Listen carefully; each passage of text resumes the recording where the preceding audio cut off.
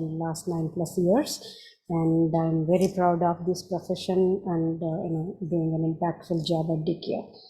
That's a very brief about myself. So this particular session is, it's a repetition of my ex-con talk in last month, on March 17th. So basically, what I wanted to explain in this next 1 hour session is that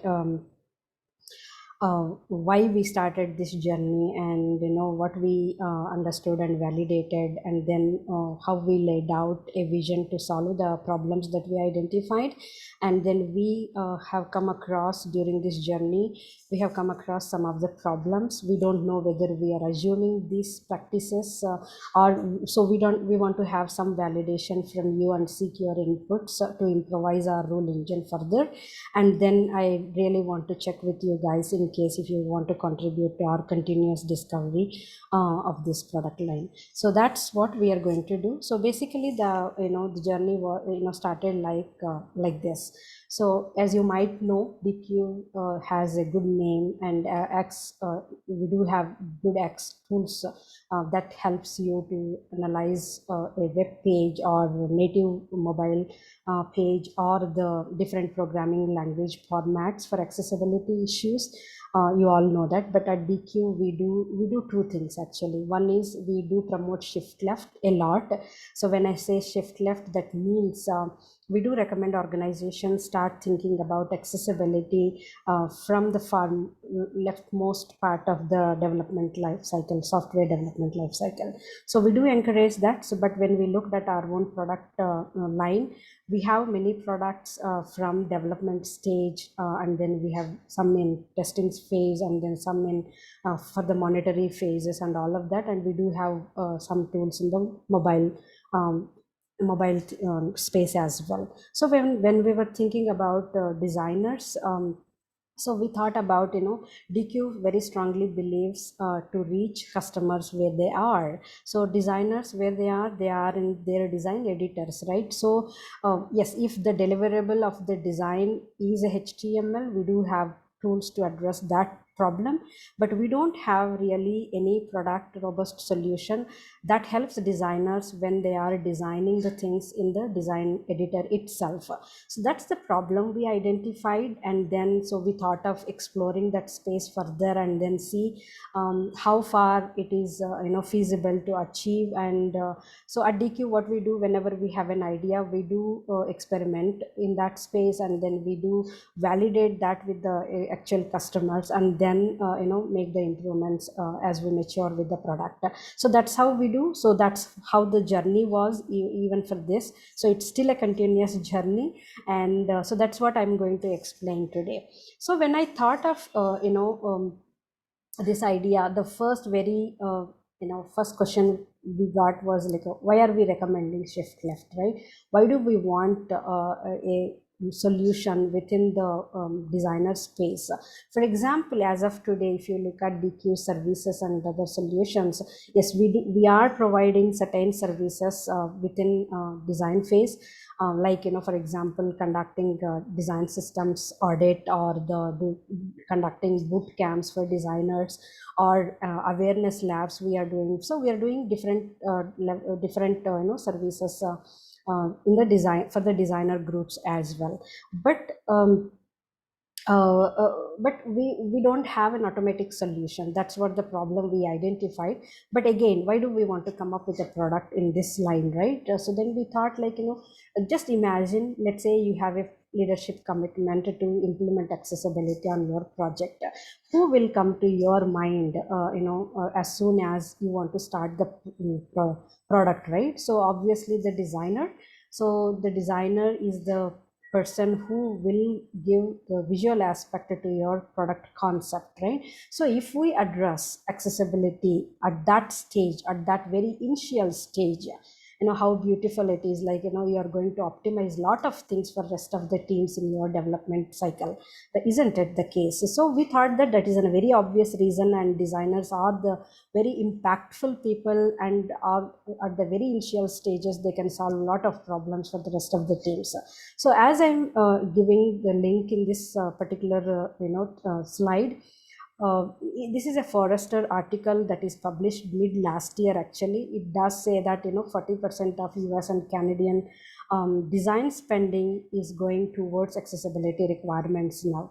Not only this, actually, yes, it is not a very up to date data what I'm sharing with you, but 3 4 years back, with the actual customers of us, actually, with a very big customer, actually, we did a study to understand what percentage of issues they could have solved or discovered or fixed, in the design phase itself. And then when we did that exercise, the outcome was very pleasing, and we found that they could have discovered 67% of the issues in the designer phase itself.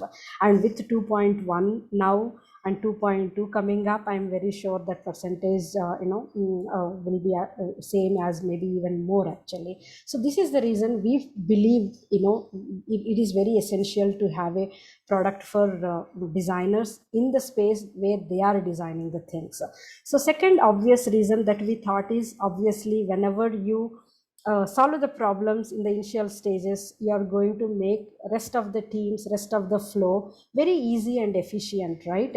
So just imagine a situation, one accessibility product issue went to production, and then there is a legal risk. First of all, the second thing is, even if you want to fix, right, starting from post production to, you have to repeat the cycle starting from design to again the production cycle. So in between, your PMs have to work, your developers have to work, designers may have to work, testers need to work, DevOps need to work, production system helpers need to work. So all these teams need to put a lot of effort, and if you invest the same amount of way less amount of time than that in the design phase, and give little more time for designers to address accessibility, it's going to optimize the time and effort for rest of the teams in your cycle, isn't it? So then the third reason, obviously, as I was telling, it will be a less investment, because you are going to invest more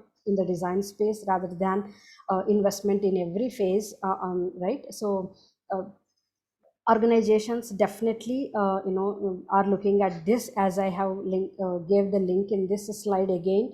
So if you have heard from Bawalkar's during the AXCON session, she did mention, 36 companies are committed to accessibility. 36% of companies are committed to accessibility now, and that percentage is increasing 5% year over the year. And obviously the whole industry witnessed that there is a significant business growing in the digital accessibility space during the pandemic, actually.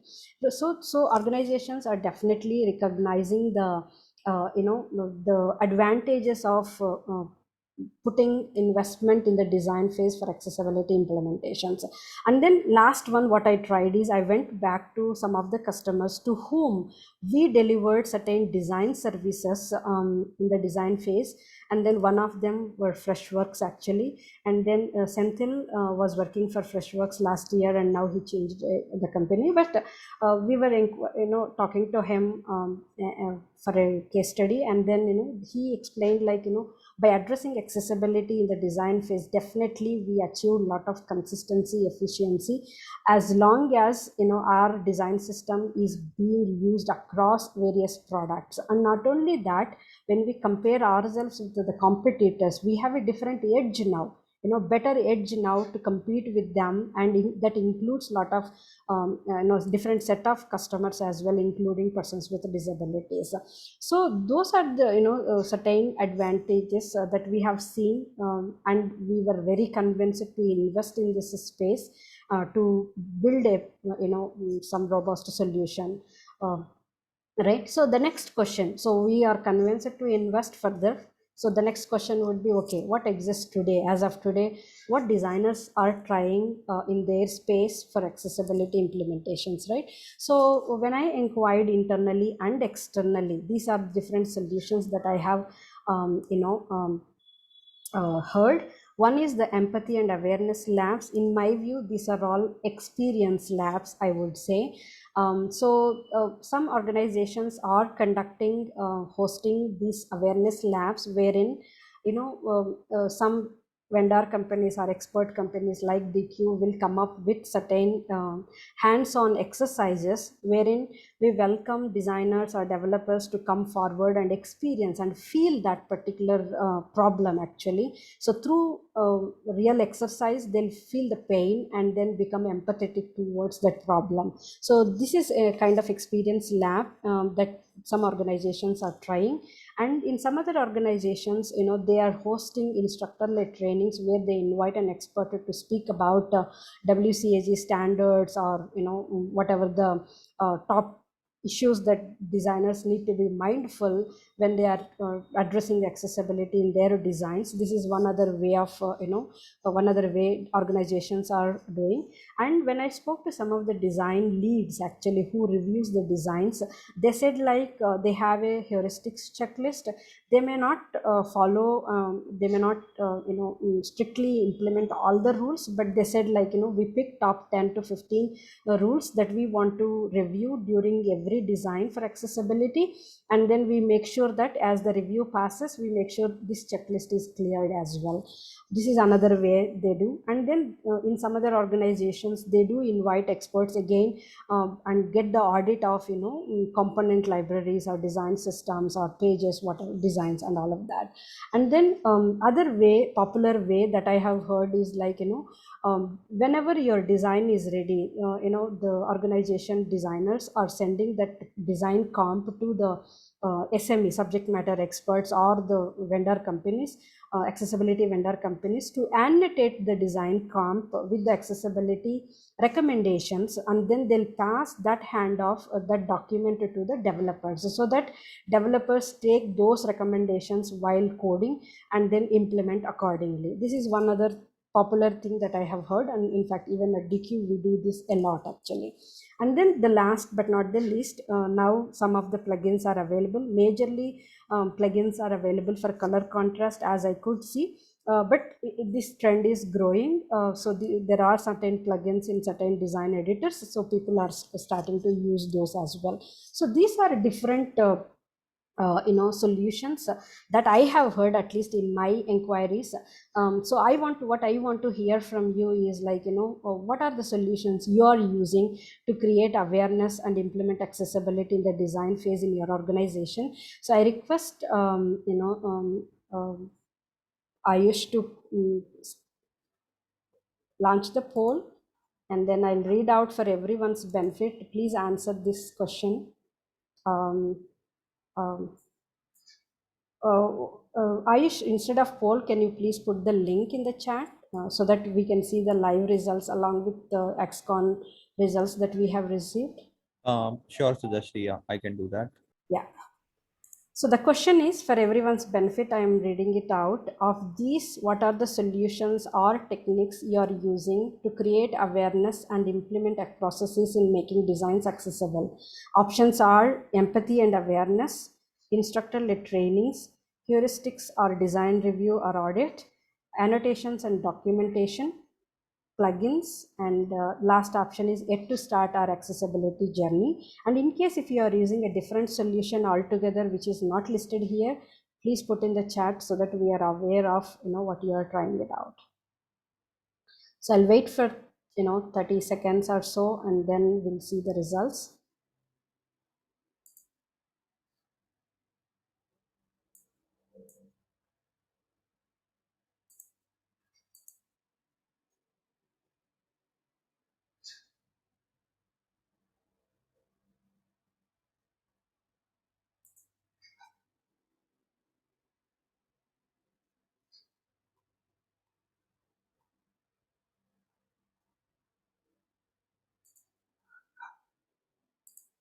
I'm just refreshing to see.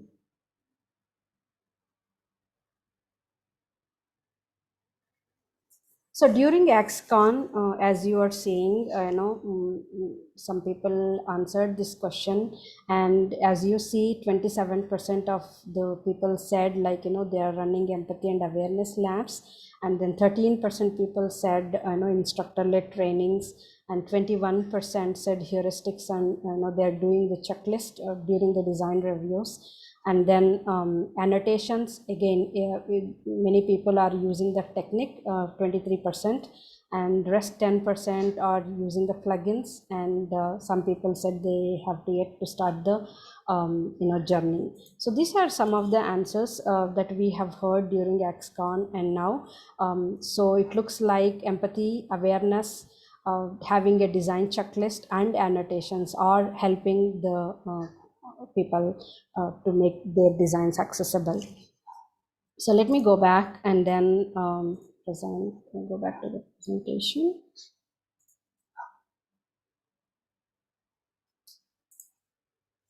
All right. So thank you so much. And then, so after that, once we identified the solutions, what we have, then we were thinking like, okay, what else designers need, right? What kind of problems they do still have, right? So what I did is in 2020, I ran a survey in the designers group, and then asked like, what are your top problems, top challenges, right? Then, we got 50 odd responses, and then as you are seeing on the screen, lack of accessibility knowledge and lack of tools is the bigger problem that they told us actually. So in case if you are using any automated tool for checking accessibility rules in your design editors, please drop the note in the chat which tool are you using and why, probably, in case if you can tell us. So this is one problem, loud and clear, we heard it. And then the second problem that we heard it very clearly is that the mismatch between the designer's vision and the developed outcome. So because there is a digital divide between the designer and the developer, and is the reason it's very common that this mismatch happens.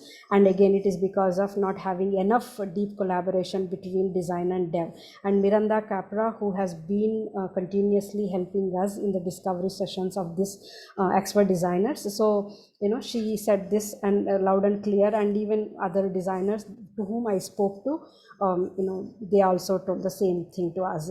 So we took these two problems majorly. So I would say three problems. One is the good education and awareness. Number two, good automated tools. Number three, provide some sort of collaboration, better collaboration and understanding in the scope of accessibility in between design and dev. So these are the three problems we took, and then we started working on the solutions. So I did ask during the XCon session, I did ask people what do they think about these top two challenges, right? Aish, please put the second link for the second question. And the question was like this: do you believe that these are the top two challenges in, like, do you agree that the automated tools covering more accessibility rules in design editors and the design dev collaboration are indeed the top challenges? And the options are yes, of course, and the other option is no, I do see other top challenges. So when we ask this question, and many people, please answer the question as time allows for you. But when we asked it during the XCon session, 72% people said like, yes, these are the top two challenges even we have. And then some people, 28% people said, no, I do see other top challenges. And also when I asked them what is your top challenge, then some people said, right, we have issues with the leadership commitment in order to implement the accessibility. That's the top challenge that I heard. But if you have a different challenge altogether, and please mention that in the chat so that we are aware of that. Okay. So we took these two challenges and then started working on the problem solution for these problems. So we came up with we laid out a vision to build right and integrated accessibility tools and education. We want to come up with very easy easily understandable documentation for accessibility, so that we can bridge the gap between designer and developer community within the accessibility scope, and of course with an automation tool as well, so that they can check the accessibility issues right there in the design phase. So we came up with an experiment, and we called it as X for Designers. As of today, it is a only it is available only in Figma, and it's a free plugin available. As of today we have close to 500 installations. I think 486 is the number I have seen this afternoon. And we would welcome you to try it out, and then let us know your feedback in case of any. There is a provision within the product. You can log the issue or the suggestion that you have, or you can mail us at xdaxed@deque.com, or you can give a comment in the Figma community itself. So it's very easy to try it out. Basically go to Figma community and search for X for Designers, and then install the plugin. Once you install the plugin, it will take you to the under the plugins it becomes available. And then once you open it, it takes you to the registration page. Once you register it, we will send you a verification email that you use it for the registration, and once you verify it, you can go back to editor and start using it. And that simple it is. Let me show the demo so that it will be clear. So I'm going back to the Figma editor, and then I'm going to the community, and then I'm going to plugins, are you can search directly as well. Let's say X for Designers. Yeah, there is one under plugins right in the results, this one. So under plugins you will find X for Designers, and then sorry, it is already installed in my machine, and is the reason I'm not able to uninstall, but you can install it. Yes. Is it showing? Yeah, there are 488 installs so far. And then once you install it, you go back to the editor, and you will find it under the plugins. As you see, X for Designers. Just click on it so that it will take you to the registration page. In case if you are an existing user, you can just directly log in, otherwise you can register. So once you register, you will get an email to verify. Once you verify it, come back to this editor and then log in here. Because I have a credential already, so I'm just logging in.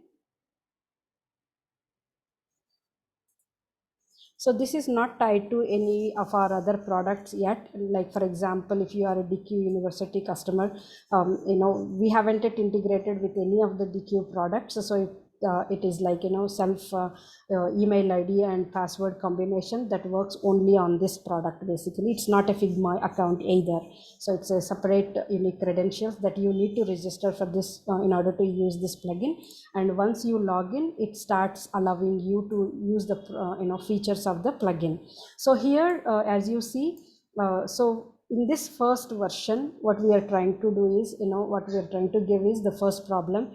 Like, we have automated some rules that will be validated against your design. So there is an automatic scan. When you run it, it will give you the report. And then we are giving a manual checker, accessibility checker. I'll show you that as well.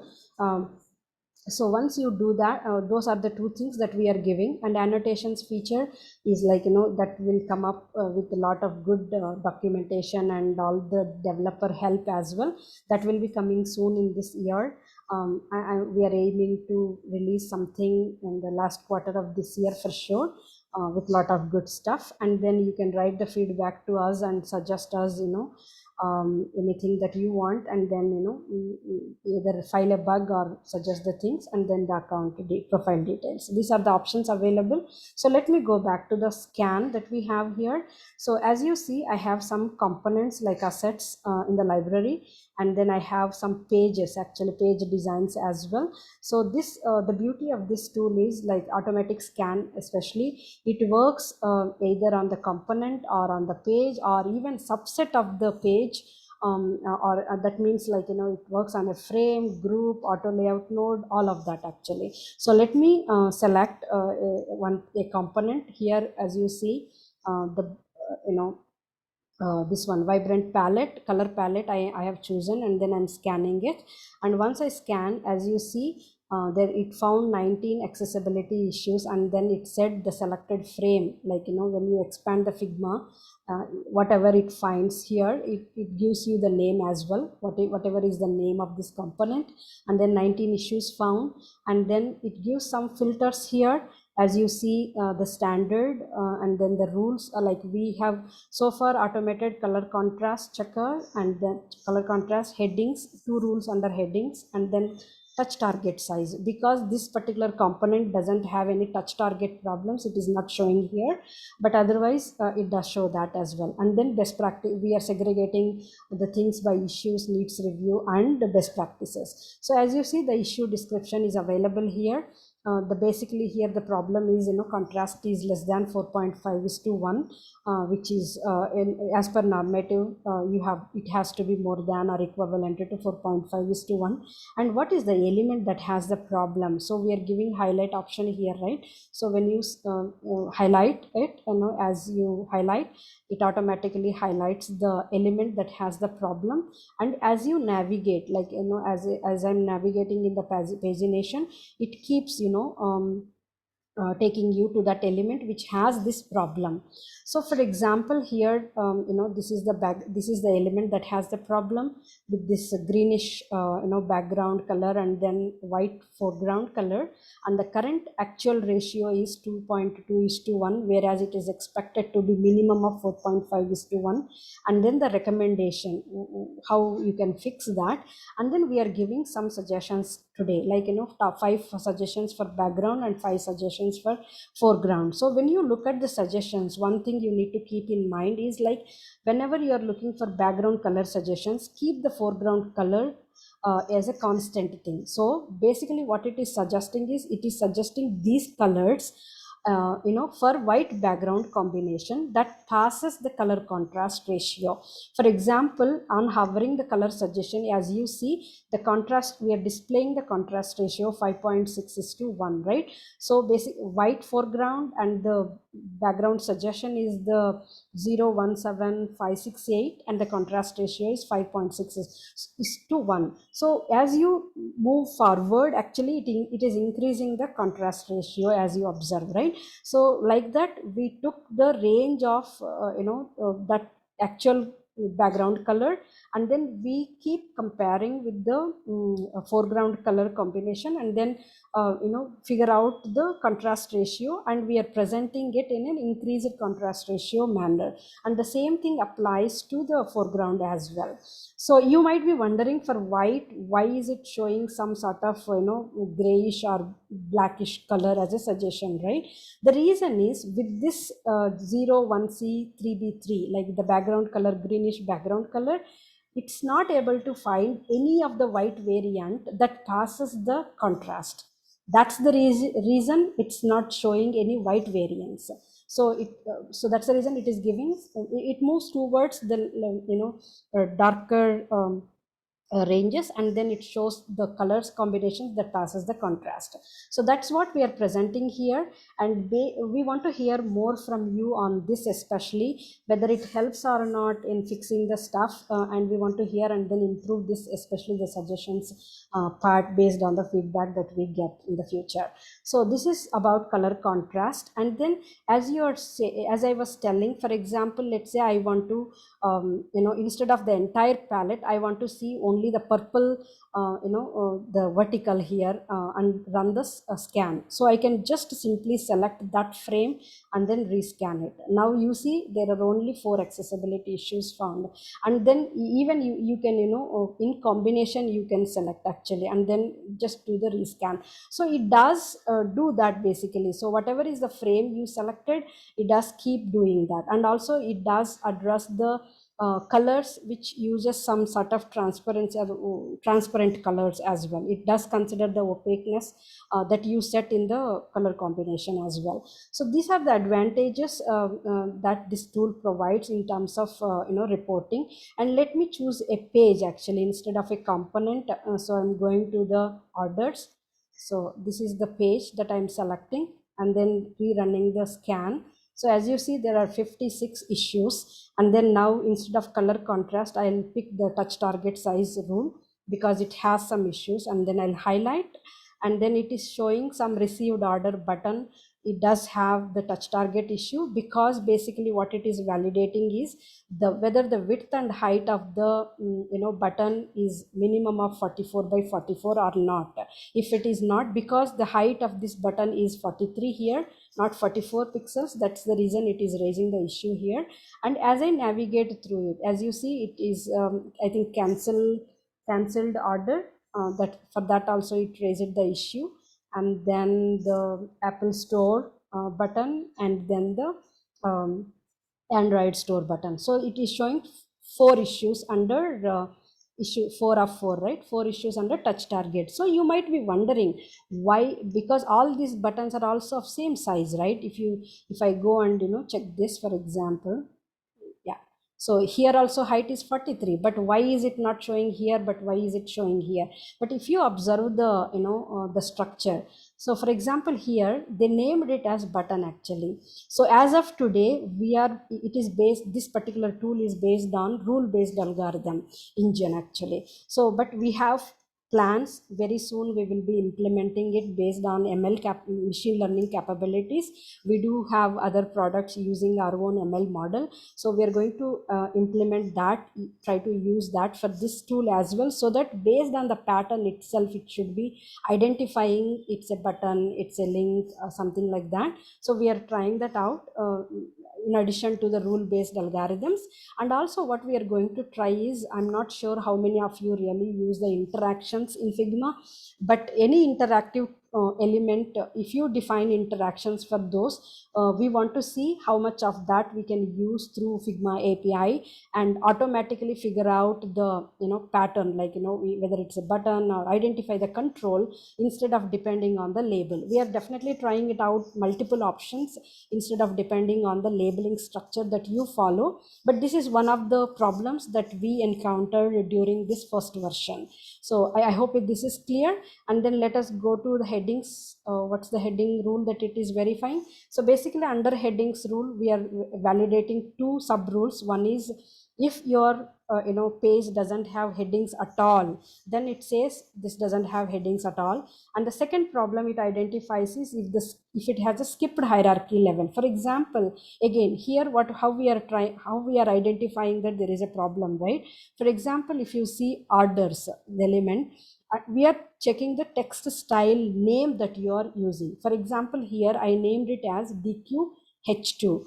You no need to use label it as H2 phrasing. It can be heading level 1, heading level 2, like that, or it can be heading 1, heading 2, or it can be H1, H2, or it can be in combination with any other wording as well. But all we want is, do you indicate your text style with some sort of heading phrase, so that we can identify that, right? So that as of today, the rule based algorithm, what it does is, it does check the name here, like for example, product status has H1, whereas its parent element orders have H2 actually. So it cannot be in this way. It should be H1 H2, or H2 H2, something like that, but not in the reverse way. That's the reason it is saying that there is a skipping level observed here, and the parent name is orders, and the element that has the problem is the product status, right? And then the issue can be fixed by ordering the headings proper way. So this is what we addressed in this.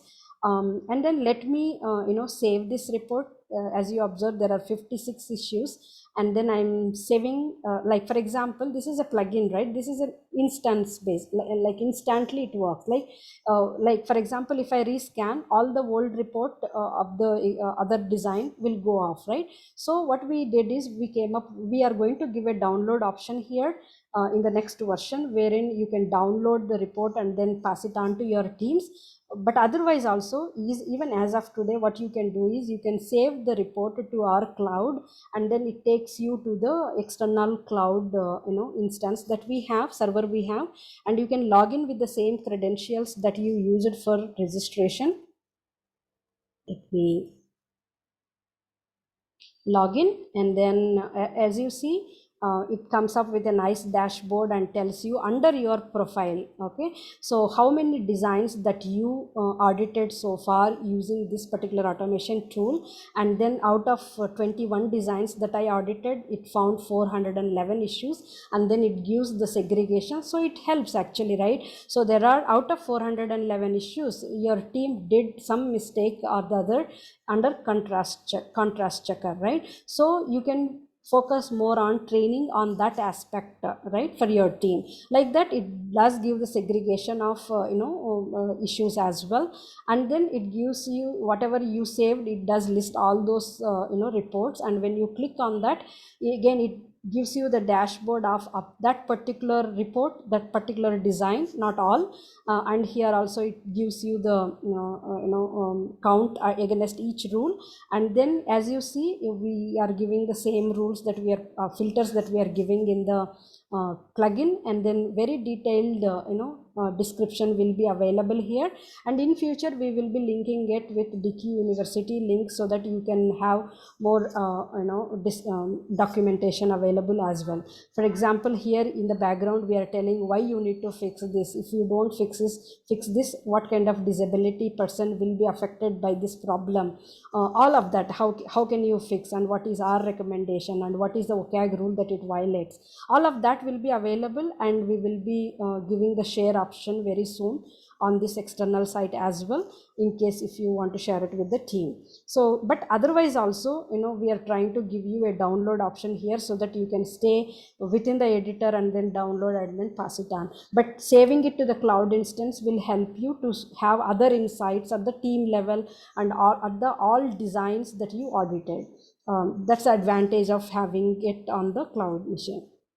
Okay, so apart from this, actually, we are providing a contrast checker with this manual contrast checker. Actually, this one will work at the node level, like for example text node level. For example, I just selected this node right here, and it does say this, it does provide contrast ratio and all of the details, and then suggestions as well. And then as I move towards the next element, automatically it does reflect those color combinations, and then gives you the color contrast.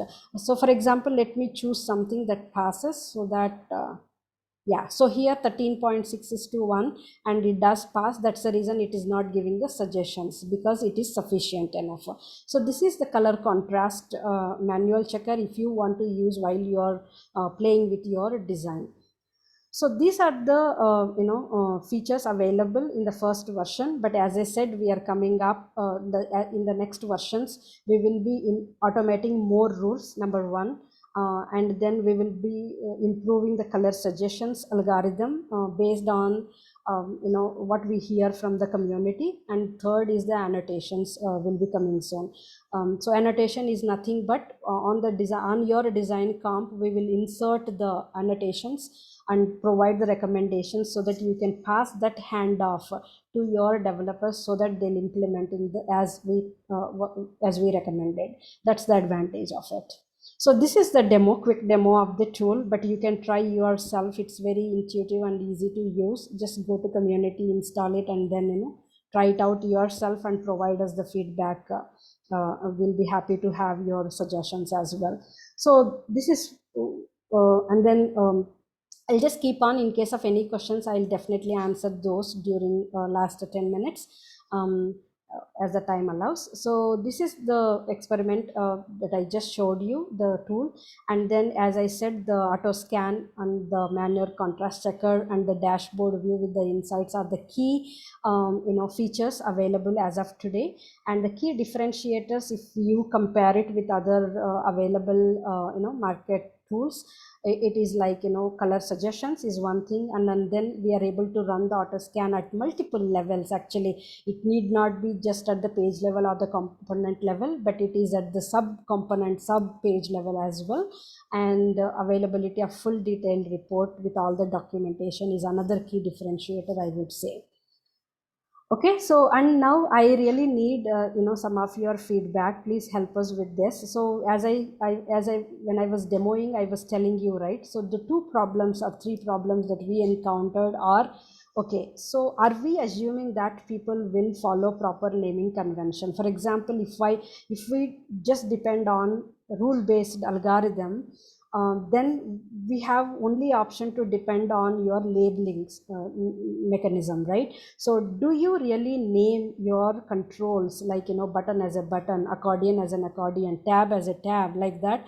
Or do you just leave whatever Figma default comes up with the default naming convention? So how do you do is what I'm trying to understand. For example, in this picture on the slide, there is a rescan button, right?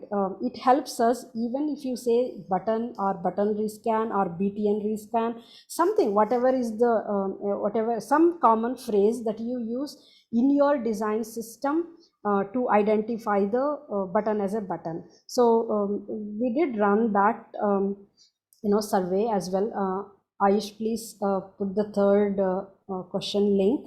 So yeah, so the Sure. question, yeah, the question is basically, do you name your components of design system properly? Example, buttons as buttons, links as links, accordions as accordions.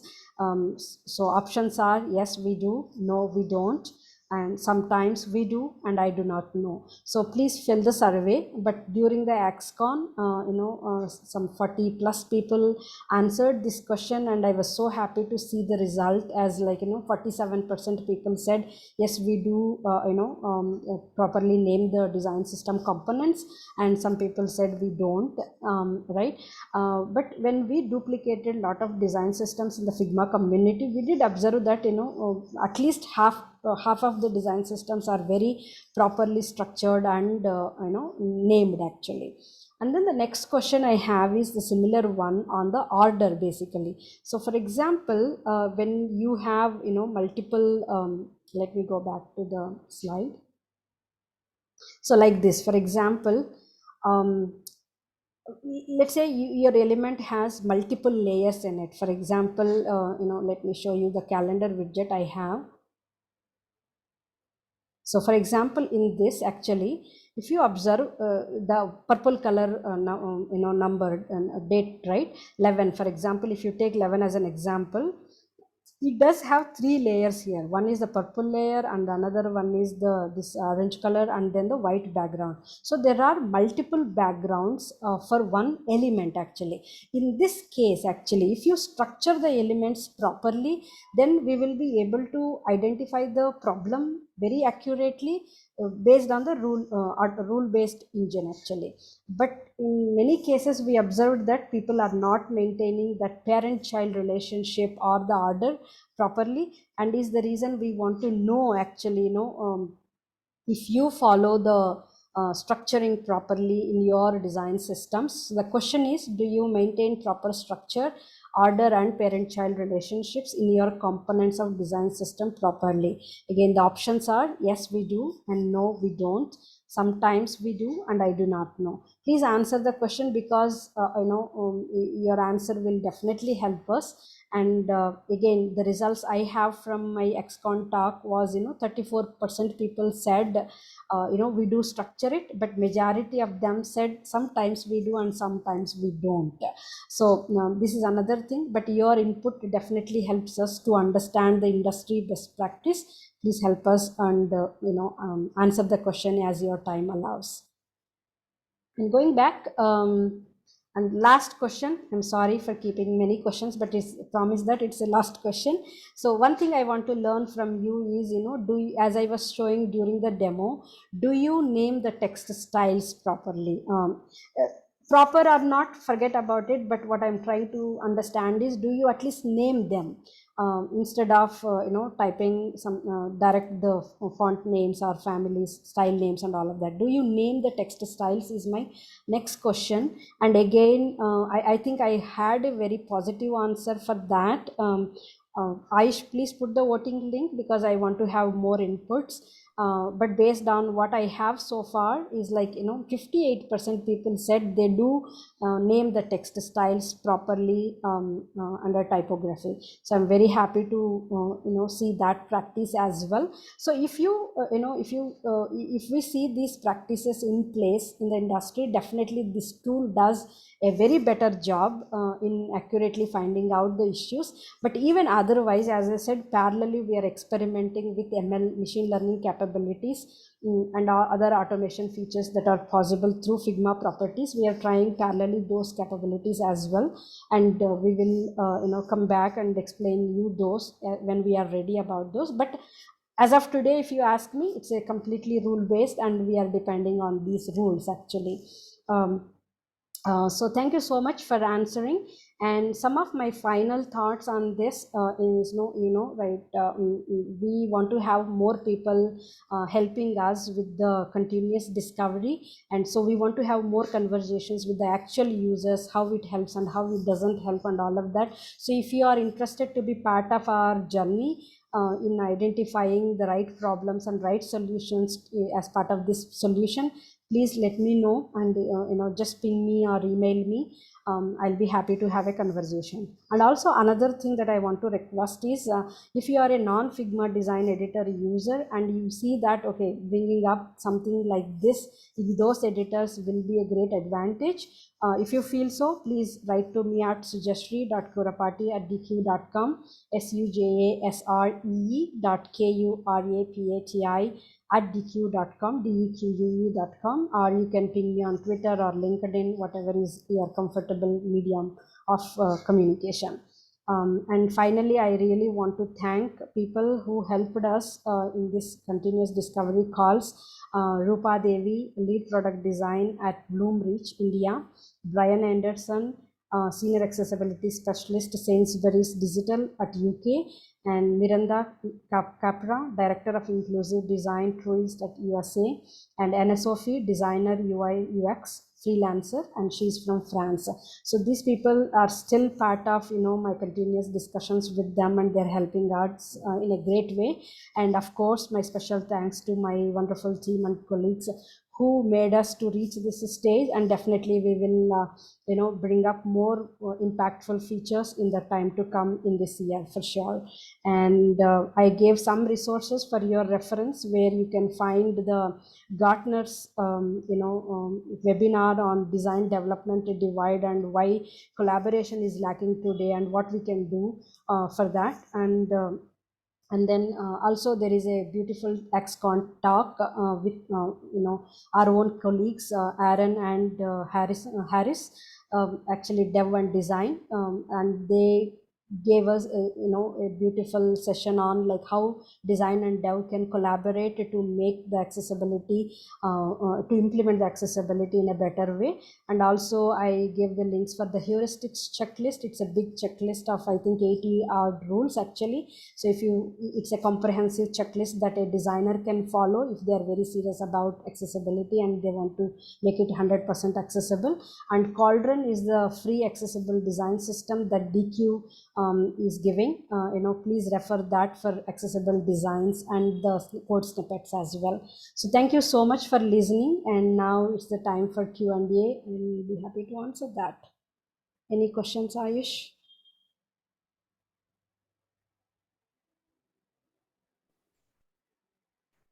I don't I see any think question. someone just mentioned about sharing the recording, but otherwise, Yeah, okay, sure. And someone mentioned Spark in Figma, Rahmat. yeah. Is it Stark or Spark?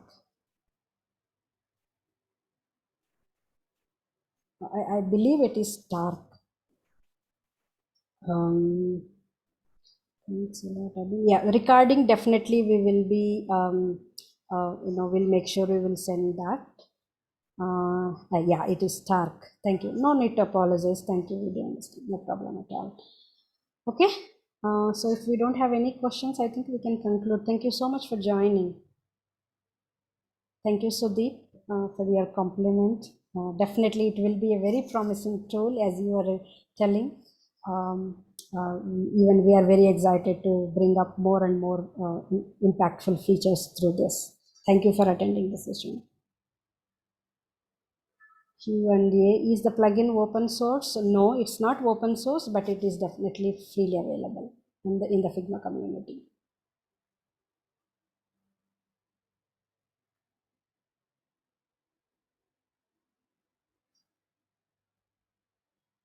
Will this be free forever? There are definitely some set of features will be freely available, Sudeep, for sure. I can't give you the exact answer, depends on features that we build, right? So at least some set of basic features will be definitely always available as free, that I can promise. Thanks, Sujasree, for this wonderful session. My pleasure. Thank you, Chetan. Premium plan. No, we don't have any plans, pricing plans at this point of time today. We are really, as I'm telling, some of the basic features will be always freely available through this tool. That I can assure. Uh, Sujashree, we have two more questions from does it Neha and process? Yeah, Rupesh. yes, yeah. Neha asked, does it process image pixel also or only rule-based login? At this point of time, we are not processing image pixel by pixel, but it is definitely rule-based algorithm. But we want, as I have been telling, we want to enhance it with the ML capabilities, machine learning capabilities. Very soon you will hear back from us on that. If we want to collaborate, Rupesh question is, if we want to collaborate on development of this tool, should we reach out to you? Definitely. Yes, Rupesh, just drop me an email and we can have a conversation with you. And yeah, we'll see the better way of collaborating together. Thank you. Thank you so much for your interest. And I'm sure you're on my LinkedIn, so I'll reach out to you as well in case if you don't send me a message. Thank you. X Pro version users also needs to register to use this app. We have yes. So basically, as I told you, this is not yet integrated with any of other or other DQ products. So it's a separate credential that you need to use for this particular plugin at this point of time. Yes, in future we will integrate with other products and maybe provide SSO kind of login.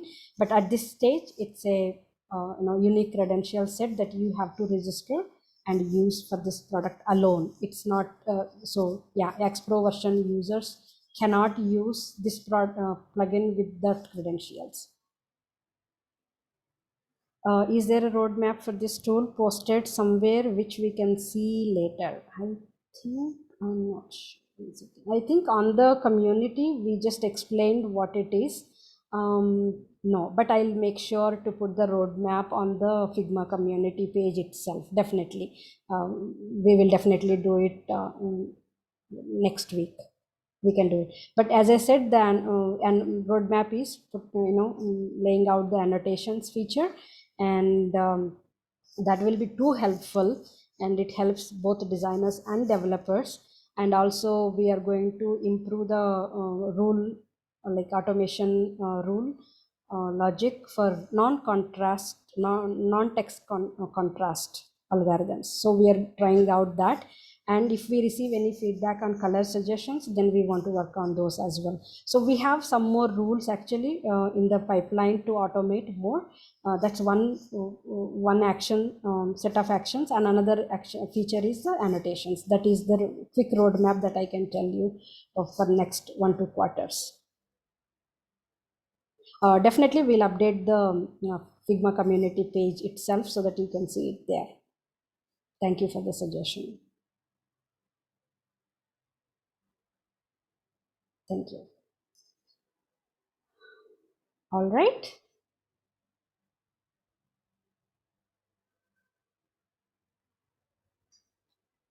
Thank you everyone for attending the session. Hope it helps Thank you. Bye.